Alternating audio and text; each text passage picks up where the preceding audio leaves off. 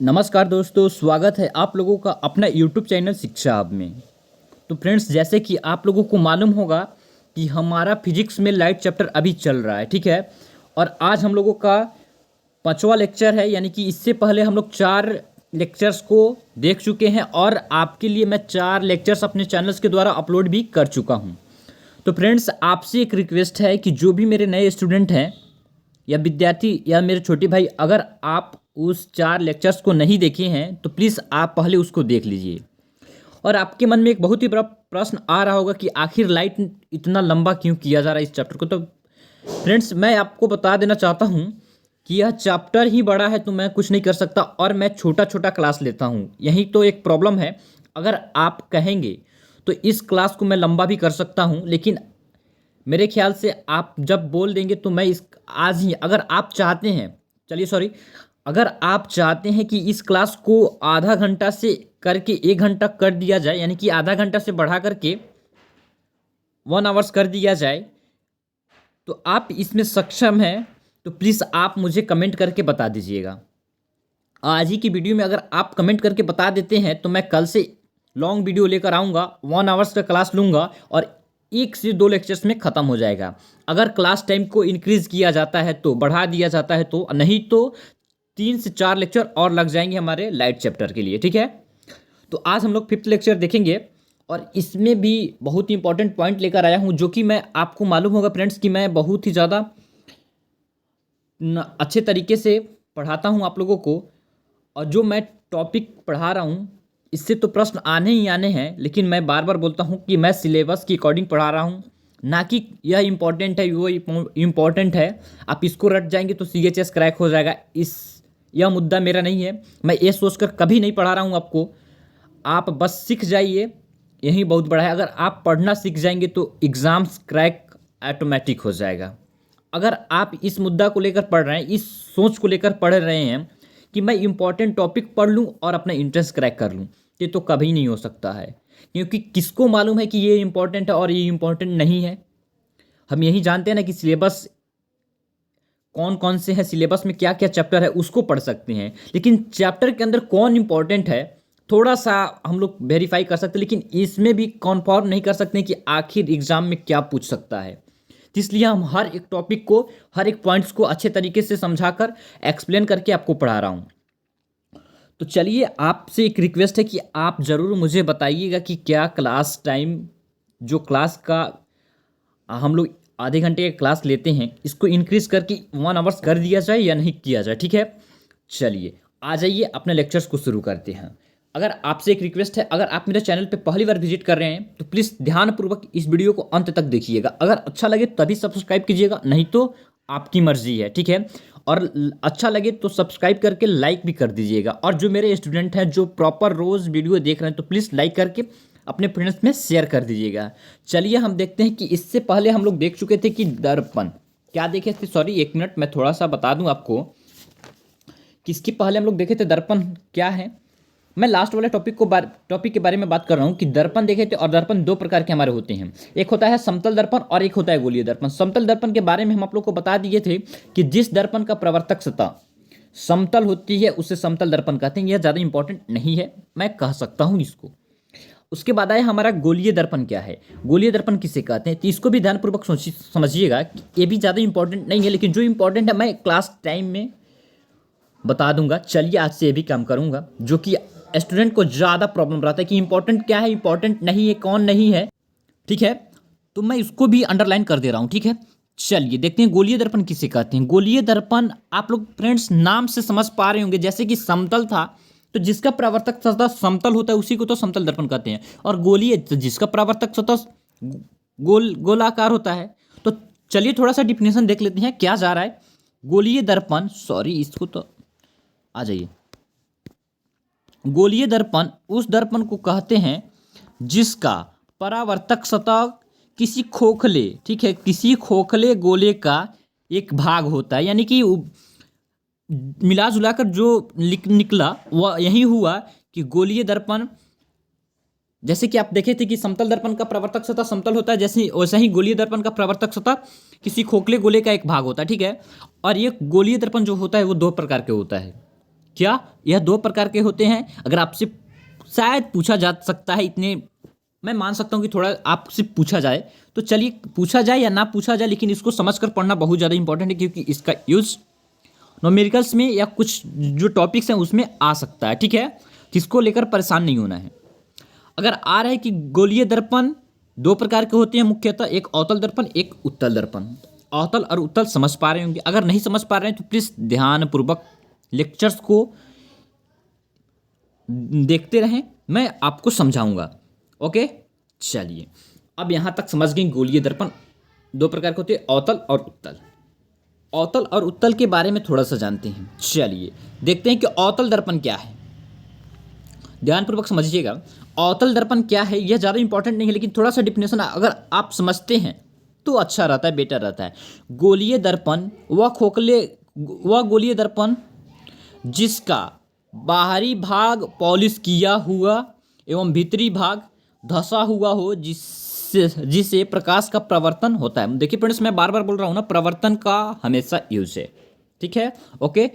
तो अवतल दर्पण क्या है? आप तो जान गए कि अवतल दर्पण का जो वह गोलीय दर्पण है जिसका बाहरी सतह जो होता है वो पॉलिश किया हुआ होता है एवं भीतरी भाग जो होता है वो धंसा हुआ होता है। जैसे कि आप चम्मच ले सकते हैं, ठीक है, आप चम्मच ले सकते हैं और चम्मच में आप जब देखोगे, क्या देखोगे फ्रेंड्स, ध्यानपूर्वक मेरे बातों को समझिएगा, क्योंकि चम्मच को आप हर बार अपने घर में देखते हो, तो आपके लिए एग्जाम्पल्स बहुत ही ज़्यादा बेटर यही होगा मेरे ख्याल से। और मैं उसका इमेज नहीं लेकर आया हूँ, सॉरी, इसके लिए आप सोच लोगे, आपके माइंड में चम्मच का इमेज तो बन ही जाएगा, तो इसके लिए टेंशन। जो उसका उभरा हुआ भाग होता है ना, ध्यानपूर्वक समझिएगा, वह गोलीय दर्पण जिसका बाहरी भाग, जिसका वह उभरा हुआ भाग होता है, वह अवतल दर्पण में पॉलिश किया हुआ होता है। समझिए कि जो उभरा हुआ भाग है वह उसका पॉलिश किया हुआ। चलिए उससे ज़्यादा बेटर है कि हम आपको बता देते हैं। आ जाइए, मैं बता दे रहा हूँ आपको, थोड़ा सा ध्यान दीजिएगा यहाँ पे, थोड़ा सा ध्यान दीजिएगा। चलिए अवतल दर्पण को मैं बता रहा हूँ। देखिए, यह मान लेते हैं कि यह एक खोखले गोले का भाग है। ध्यानपूर्वक समझिएगा, यहाँ पे यह एक खोखले गोले का भाग है, ध्यानपूर्वक। और क्या बोला था कि इसका जो उभरा हुआ भाग है वह पॉलिश किया है, तो मान लेते हैं कि यह हमारा पॉलिश किया हुआ है। ठीक है, ध्यानपूर्वक, यह क्या हुआ है, हमारा पॉलिश किया हुआ है। यह तो जो है कि मेरा धंसा हुआ भाग है, तो ये धंसा हुआ ही भाग है। ठीक है, यानी कि अब देखिए, जब धंसा हुआ भाग है, आप ऐसे ध्यानपूर्वक देखिएगा, यह पॉलिश किया हुआ है, आप समझ पा रहे हैं लिखने से ज़्यादा बेटर, और यह धंसा हुआ भाग है, तो यहाँ से हमारा क्या होता है, जो प्रकाश का प्रवर्तक होता है, यह क्या है, यह क्या है, परावर्तक है। ठीक है, परावर्तक है। ठीक है, ध्यानपूर्वक समझिए, परावर्तक सतह है, यह हमारा परावर्तक सतह है, इसी से हमारा प्रकाश प्रवर्तन होता है। ठीक है, और यह पॉलिश किया हुआ है, तो इससे कुछ नहीं है। यही हमारा अवतल दर्पण का इमेज है। क्या है, अवतल दर्पण का इमेज है, अवतल दर्पण है। ठीक है, दर्पण है। ठीक है, दर्पण है। आपको समझ में आ रहा होगा, मुझे तो उम्मीद है कि आप अच्छे तरीके से, अच्छे ढंग से समझ गए होंगे कि अवतल दर्पण क्या है, अवतल दर्पण कैसे दिखता है और क्या है उसमें। तो यह हमारा पॉलिश किया हुआ भाग है और ये हमारा प्रवर्तक सतह है, जिससे हमारा प्रकाश प्रवर्तक होता है। ठीक है, जिस पे प्रकाश पड़ेगा तो क्रॉस नहीं करेगा, जैसे उसी माध्यम में लौट जाएगा। ओके, यहाँ तक समझ गए होंगे स्टूडेंट। तो आज हम लोग क्लास में थोड़ा सा लेट हो गए, इसलिए विलम्ब हो गया, इसलिए माफ़ी चाहते हैं, बस कोई बात नहीं, नेक्स्ट ऐसे नहीं होंगे।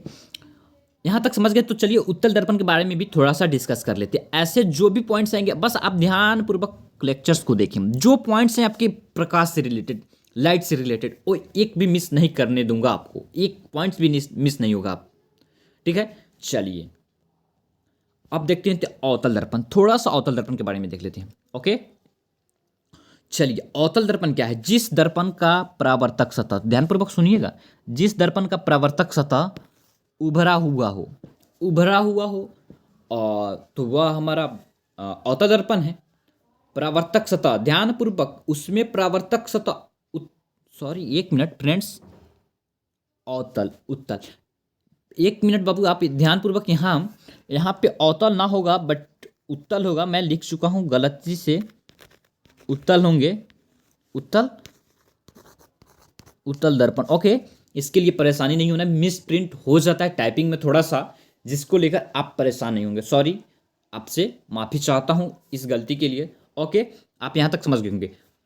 आप ध्यानपूर्वक समझिएगा, उत्तल और अतल, थोड़ा सा डिफिन उत्तल और अतल में मैं अंतर बता देता हूँ, जिसके कारण आपको पूरा कंफर्म हो जाएगा कि क्या उत्तल और अतल क्या है। ठीक है, आज ये थोड़ा सा मैं अंतर बताऊंगा, थोड़ा सा ध्यानपूर्वक सुनिएगा, एक दो लाइन का मैं बताऊंगा। देखिए, जो अवतल दर्पण का बाहरी भाग होता है ना, वो पॉलिश किया हुआ होता है, और ध्यानपूर्वक समझिएगा, यहाँ अवतल दर्पण का जो परावर्तक सतह होता है वो धंसा हुआ होता है, ना कि उभरा हुआ होता है।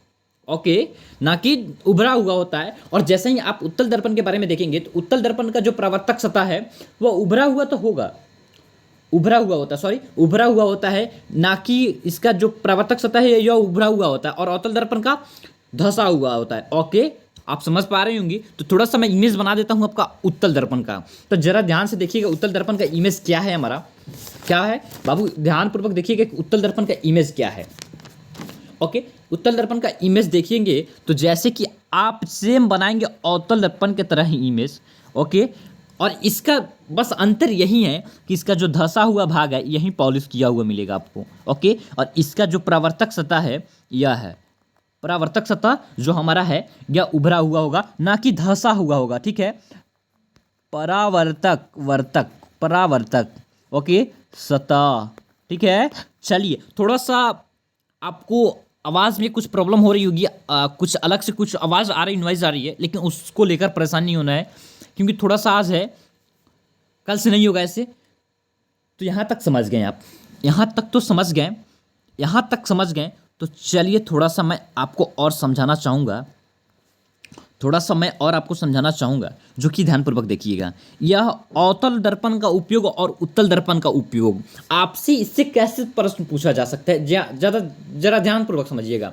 अगर आपसे पूछ लिया जाए, अगर आपसे पूछ लिया जाए कि अवतल दर्पण का उपयोग और उत्तल दर्पण का उपयोग मैं इसलिए लेकर आया हूँ, अगर चलिए फ्रेंड्स मैं आपसे पूछ देता हूँ, जो आप लोग नाई को जानते हैं ना, नाई को, जिसके पास हम लोग जाकर अपना बाल वाल कटवाते हैं, उसको आप पहचान रहे हैं। ठीक है, और उसके पास जो आईना लगा हुआ होता है, उसके पास जो आईना लगा हुआ होता है वह कौन सा दर्पण है। अगर आपसे पूछ लिया जाए कि हजामती दर्पण के रूप में कौन सा दर्पण का उपयोग किया जाता है, तो आपका जवाब क्या होना चाहिए, ज़रा मुझे बताइएगा कि आपका जवाब क्या होना चाहिए। मुझे उम्मीद है कि मेरे सारे स्टूडेंट को नहीं, कुछ स्टूडेंट तो मेरे जान रहे होंगे, और जो नहीं जान रहे हैं तो बाबू आपको परेशानी होना है। ठीक है, आपको परेशान नहीं होना है। आप क्या करोगे ज़रा ध्यानपूर्वक समझिएगा। अब बस आपको करना है, देखिएगा तो इसका राइट आंसर क्या होने वाला है, अवतल दर्पण। हजामती दर्पण के रूप में उपयोग होता है हमारा अवतल दर्पण, जिसे, ठीक है, आप समझ गए होंगे, जिसके पास हम लोग, आप नाइस जानते हैं ना, बस यही जान जाइए। ठीक है, ओके, चलिए उत्तल दर्पण का थोड़ा सा मैं बता देता हूँ। उत्तल दर्पण का उपयोग कहाँ होता है, तो जो आप गाड़ी देखते हैं ना, गाड़ी, उसके साइड मिरर, यानी कि साइड वाला जो आईना होता है ना, साइड मिरर, आप ध्यानपूर्वक समझिएगा, जो पीछे देखने के लिए उपयोग होता है। आप बाइक चला रहे होंगे तब भी जान रहे होंगे, और जिनके पास 4 व्हीलर होगा, यानी कि 4 चक्के होंगे, या उनसे भी बड़े गाड़ी होंगे, वो भी जान रहे होंगे। और जिनके पास बाबू नहीं है, तो आप लक्ष्य साधो कि मैं CHS क्रैक करके और एक बड़ा पद ग्रहण करूंगा और अधिकारी बनूंगा, तब मैं गाड़ी लूंगा। ठीक है, तो इससे परेशानी होना है, तो वो भी जान रहे होंगे, वो भी देख रहे होंगे, और शायद ही किसी के पास ना हो अभी के समय में गाड़ी। ओके, तो यहाँ तक तो हो गया, अब जान गए। अगर ऐसे प्रश्न पूछेंगे तो आप शायद ही आपसे छूटेगा। और इसके बाद मैं बता दूं कि उत्तल दर्पण का उपयोग और अवतल ये क्यों किया जाता है, तो थोड़ा सा धैर्य बनाकर रखिएगा। अभी यह टॉपिक आपको बताऊंगा तो आपको समझ में ना आए, हो सकता है यह। ओके, चलिए तो अब क्या टॉपिक है जो आप जरा ध्यानपूर्वक समझिएगा। अवतल उत्तल जान गए, और अवतल और उत्तल में थोड़ा सा और जानते हैं कि इसमें अगर न्यूमेरिकल से क्वेश्चन पूछ देता है, बाय चांस, मुझे उम्मीद लगता है कहीं पूछ दे तो हम क्या करेंगे, उस टाइम क्या कर लेंगे। तो उससे पहले तो हम खुद तैयार रहे ना। अगर पूछ लेता भी है तो मेरा कुछ ना बिगड़े, क्योंकि उस टाइम तो मुझे सोचने का टाइम नहीं मिलेगा ना। अभी तो टाइम है कि हम पढ़ सकते हैं, लेकिन उस टाइम कुछ नहीं रहेगा बाबू, ठीक है। तो चलिए इसको भी देख लेते हैं। चलिए अब हम देखते हैं, क्या देखते हैं, या हम लोग थोड़ा सा दर्पण को डिज़ाइन करते हैं, दर्पण बना लेते हैं। चलिए यह हमारा दर्पण हो गया, और इसमें हम लोग कौन सा दर्पण बना रहे हैं आप ज़रा बताइएगा, मुझे कमेंट करिए। या हम ऊपर से पॉलिश कर देते हैं, थोड़ा सा कलर चेंज करके पॉलिश करते हैं, जो कि ज़्यादा अच्छा लगे हमको। ओके बाबू, हमको अच्छा से बनाने नहीं आता है। ओके आप बना लीजिएगा। ओके चलिए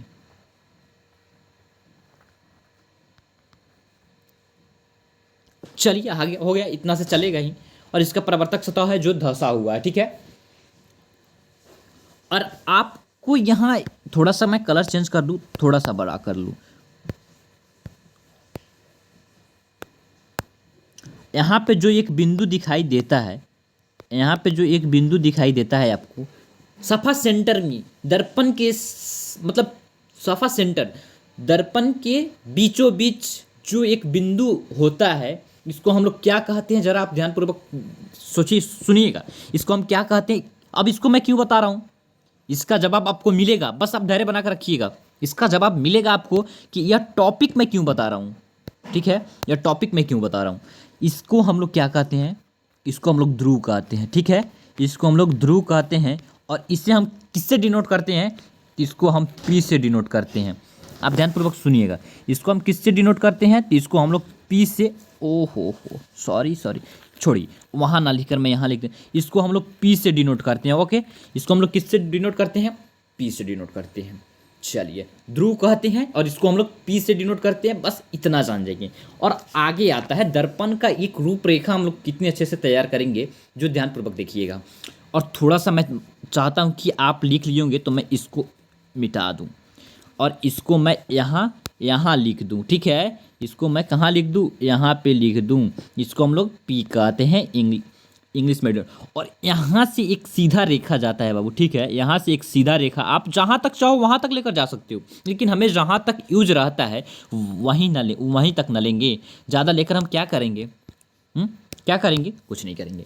चलिए सीधा रेखा जाता है, और इसके इस लाइन के जो सेंटर में एक बिंदु को हम लोग रखते हैं, इस लाइन के सेंटर में एक जो बिंदु को रखते हैं, ध्यानपूर्वक सुनिएगा। इस लाइन में जो एक सेंटर, इस लाइन के सेंटर में जो एक बिंदु को रखते हैं, इसको हम क्या कहते हैं? इसको हम लोग क्या कहते हैं? इसको हम लोग सेंटर कहते हैं, यानी कि वक्रता केंद्र कहते हैं, जिसे से सी से डिनोट करते हैं। तो चलिए इसको भी मैं लिख दूं जरा। चलिए इसको भी मैं लिख देता हूँ, परेशान नहीं होना है, किसी भी बात को लेकर परेशान नहीं होना है। इसको हम लोग क्या कहते हैं? वक्रता केंद्र कहते हैं। वक्रता, ठीक है, वक्रता केंद्र कहते हैं, केंद्र कहते हैं। यहाँ तक तो हो गया। चलिए थोड़ा सा धैर्य बनाकर रखिएगा कि मैं एक क्यों बता रहा हूँ।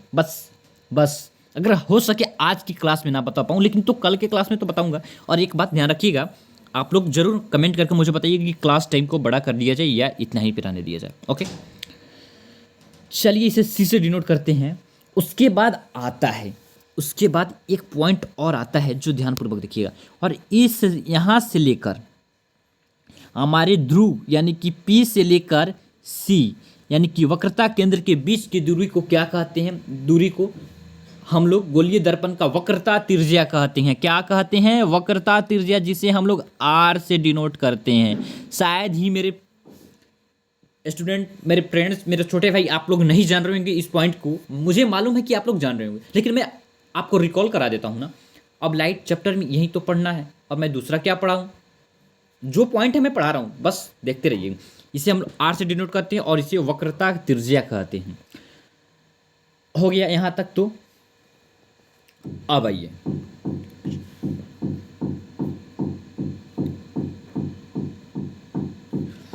अब ये तो हो गया। अब आता है मुख्य अक्ष किसे कहते हैं? तो मुख्य अक्ष किसे कहते हैं? तो ध्रुव, यह हमारा जो ध्रुव है, और यहाँ वक्रता केंद्र की मिलाने वाली इस रेखा को हम लोग मुख्य अक्ष कहते हैं। ओके, मुख्य अक्ष कहते हैं, ठीक है, अक्ष कहते हैं। यहां तक हो गया, बस समझ गए। और थोड़ा सा बात कर लेते हैं, एक और टॉपिक है फोकस, जिसको मुख्य फोकस कहते हैं हम लोग। तो ध्यानपूर्वक, सेंटर और वक्र ध्रुव के बीच में, यानी कि वक्रता केंद्र और ध्रुव के बीच वाले बिंदु को, यानी कि बीच वाले ये जो बिंदु है, थोड़ा सा इसको मैं बड़ा कर लूंगा तो शायद ही आपको अच्छा से दिखाई दे सके। इस बीच वाले बिंदु को ही हम लोग मुख्य फोकस या प्रधान फोकस कहते हैं। अब देखिएगा, इस फोकस का रूप कैसे बदलता है दोनों दर्पण में, ठीक है। अवतल दर्पण में कुछ और होगा, उत्तल दर्पण में कुछ और होगा, ठीक है। तो इसको जानने के लिए भी थोड़ा सा धैर्य बनाकर आप रहें तो ही ज़्यादा बेटर होगा। ओके, अब चलिए फ्रेंड्स, मैं तो इस सारा डायग्राम आपको बता दिया हूं, लेकिन इसको आप समझ नहीं पाए होंगे, तो ज़रा ध्यान से इत्मीनान होकर सुनिएगा मेरे बातों को कि मैं कैसे बता रहा हूं। देखिए, जो दर्पण का ध्रुव है ना, वो दर्पण के सतह के मध्य बिंदु को दर्पण का ध्रुव कहते हैं। इसे हम P से सूचित करते हैं, बस इसका कुछ काम नहीं है, बस सुनिएगा। चलिए, उसके बाद हम लोग देखे थे क्या थे, वक्रता केंद्र। गोलीय दर्पण जिस खोखले गोले का भाग होता है, ध्यानपूर्वक सुनिएगा, गोलीय दर्पण जो है वो जिस खोखले गोले के भाग होता है, उस गोले के केंद्र को वक्रता केंद्र कहते हैं। इसे C से डिनोट करते हैं, C द्वारा सूचित करते हैं। हो गया, इसका भी काम फिनिश। अब आइएगा गोलीय दर्पण के वक्रता त्रिज्या। गोलीय दर्पण जिस खोखले गोले का भाग होता है और वक्रता ध्रुव और वक्रता केंद्र के बीच के दूरी को, जो कि आप देख रहे हैं, जिसे हम लोग R से डिनोट कर रहे हैं, ओके, जिसे हम लोग R से डिनोट कर रहे हैं यहाँ, इसी को हम लोग वक्रता त्रिज्या कहते हैं। ओके, समझ पा रहे होंगे मेरे बात को। दर्पण का मुख्य अक्ष किसे कहते हैं? दर्पण का जो मुख्य अक्ष है वह ध्रुव और वक्रता केंद्र की मिलाने वाली रेखा को ही दर्पण का मुख्य अक्ष कहते हैं, ठीक है। इसको हम लोग मुख्य अक्ष कहते हैं। अब बात आता है फोकस पे, यही ज़्यादा इंपॉर्टेंट है, इसको ध्यानपूर्वक समझिएगा। फोकस किसे कहते हैं तो ध्यानपूर्वक सुनिएगा। या तो मैं अवतल दर्पण के बारे में बता रहा हूँ, पूरा का पूरा मैं अवतल दर्पण के बारे में बता रहा हूँ, ठीक है। अवतल दर्पण में फोकस कैसे काम करता है? अवतल दर्पण का मुख्य फोकस उसके मुख्य अक्ष पर वह बिंदु है जो अवतल दर्पण में मुख्य फोकस कैसे काम करता है, यानी कि फोकस कैसे काम करता है, जो कि यहाँ पे हम लोग सूचित करते हैं इसे एफ से। आप ध्यानपूर्वक स्क्रीन पे देखिएगा, एफ से सूचित करते हैं। थोड़ा सा मैं कलर चेंज करके उससे सर्किल कर दूँ इसे एफ से। यह मुख्य अक्ष का वह बिंदु है जहाँ मुख्य अक्ष के समांतर आती किरणें, यही हमारा मुख्य अक्ष है और यहाँ से हमारी किरणें समांतर आ रही है और यह दर्पण से परावर्तन के बाद यही मुख्य फोकस से होकर गुजरती है। ओके, यही मुख्य फोकस से होकर गुजरती है, इसी को हम लोग मुख्य फोकस कहते हैं, ठीक है। और उत्तल दर्पण, किसी उत्तल दर्पण का फोकस उसके मुख्य अक्ष पर वह बिंदु है जहाँ मुख्य अक्ष के समांतर आती किरणें दर्पण से परावर्तन के बाद आती हुई प्रतीत होती है। ओके, आप समझ पाएंगे, थोड़ा सा धैर्य बना कर रखिएगा। आप तो समझ गए। यहाँ अगर आपको फोकस तथा वक्रता त्रिज्या के बीच का संबंध बताया जाए तो यहाँ देखिएगा, इसको मैं मिटा देता हूँ। ओके, इसको देखने के लिए आप लिखेंगे F is equal to R/2 लिखेंगे। ओके, या कितना लिख देंगे आप, या R is equal to 2F। आप इसको सारा यूज करेंगे जब मैं क्वेश्चंस कराऊंगा और न्यूमेरिकल उसमें पूछे जाएंगे, तब देखिएगा कैसे कमाल होता है। जब ध्यानपूर्वक पहले लेक्चर्स को देखिए। ओके, यहाँ तक समझ गए। तो जब आप यहाँ तक समझ गए हैं, तो मुझे लगता है, क्या लगता है बाबू, ध्यानपूर्वक सुनिएगा, तो मुझे लगता है कि आज की क्लास को यहीं पे एंड कर दिया जाए और कल से हम लोग पढ़ेंगे लेंस के बारे में, थोड़ा सा पढ़ेंगे। और एक बात मैं बता दूं थोड़ा सा, हाँ, कल से हम लोग लेंस के बारे में पढ़ेंगे, ठीक। कल से हम लोग लेंस के बारे में पढ़ेंगे और उसके बाद अगर आप लोग इस क्लास को थोड़ा सा इंक्रीज करना चाहते हैं तो मैं एक क्लास में कल एक क्लास में लेंस ख़त्म कर दूंगा, थोड़ा सा मानव नेत्र बचेगा तो उसको 1 क्लास 2 क्लास में और मुझे लगता है कि ख़त्म हो जाना चाहिए। ठीक है, 2 क्लास में और हम पूरे फिजिक्स को सॉरी पूरे फिजिक्स में जो लाइट चैप्टर है इससे रिलेटेड चीज़ों को मैं ख़त्म कर दूंगा। ओके, यहाँ तक समझ गए होंगे।